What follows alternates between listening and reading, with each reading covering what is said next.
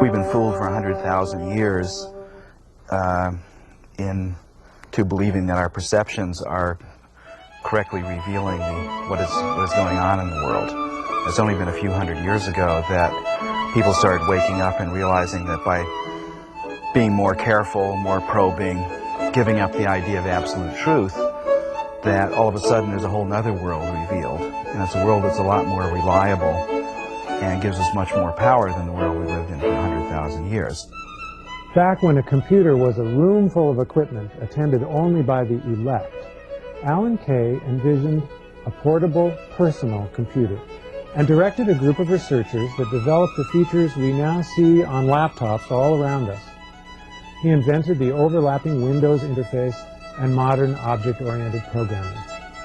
Since October 1996, Alan has been affiliated with Walt Disney Company as a Disney Fellow and Vice President of Research and Development.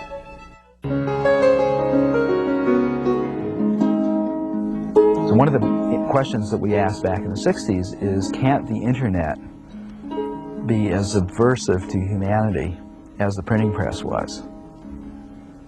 And back then we had a simple-minded model of what the printing press had done. For instance, I didn't know that only 10% of Americans in the 18th and 19th centuries were really educated back then. I didn't know the printing press had basically gone from having one educated person in 100 in the year 1400 to having maybe 20 educated people in 100. After 400 or 500 years. And the power of being able to read and the power of science. For instance, there are less than 1% of our entire population in the U.S. are scientists and engineers. And it's from them we get all of the technology and all of the new ideas and stuff. And it's so powerful. And the technology to make it and spread it is so powerful that less than 1% of the population can sustain the illusion that we are a scientific society. Right? Our artifacts are everywhere, but most people, as Neil Postman said once, have to take more things on faith now in the 20th century than they did in the Middle Ages. Right? Because there's more knowledge that most people have to believe in dogmatically or be confused about. But in fact, the number of people who actually understand this new knowledge is maybe 5 or 10% of the population. So that way of looking at it says the printing press was incredibly successful at changing society, but it wasn't incredibly successful at changing humanity. Right? I think the internet has the same problem.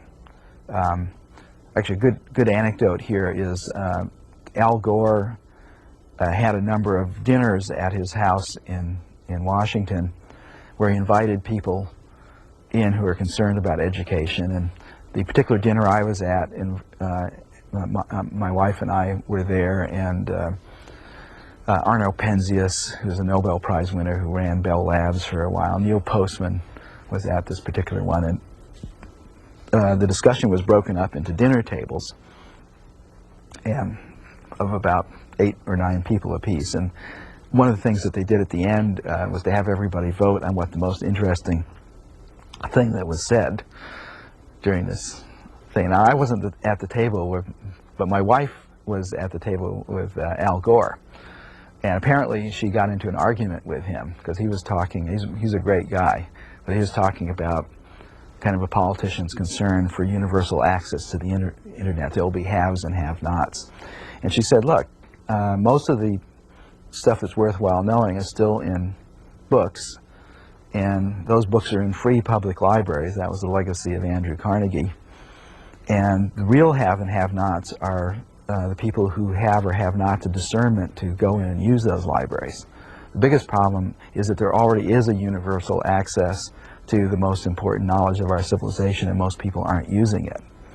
And I believe that's the basic problem of the internet, is that it has those properties that the library has, and it has them 100-fold, and it can be in people's houses and everything else.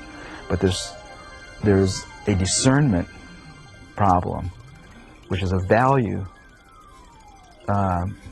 problem. It's a value. At some point, the kids have to value stuff that's hard. It's like tough love, right? Seymour Papert calls learning powerful ideas tough fun. It's like learning to hit a baseball or shooting a basket or playing a musical instrument. It just isn't easy.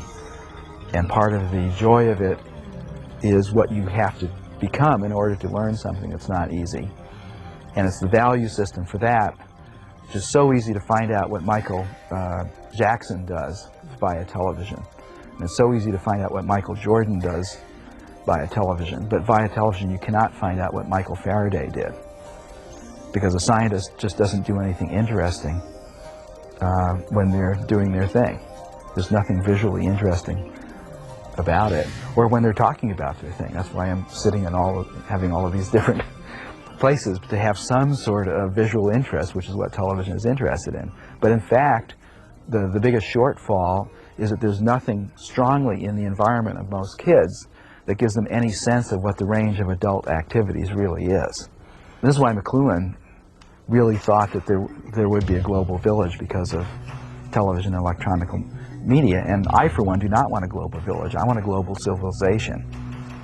I do not want to recapitulate a global village culture, traditional village culture, back on the world here. I think it just has almost everything that I think is wrong with the way humans think about things. But that's basically what is happening.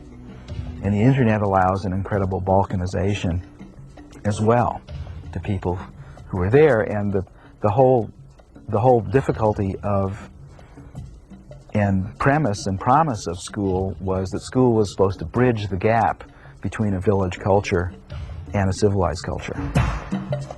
But I think as I say,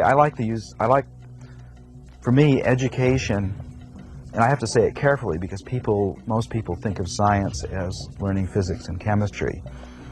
But when I say education is about science, I mean it in this sense of science as making the most honest attempt we've ever been able to do in the hundreds of thousands of years that humans have been on this earth, to actually try and find out as much as possible about what's actually going on, render it as reasonably as we can in our symbolic systems, and then to act reasonably on top of it.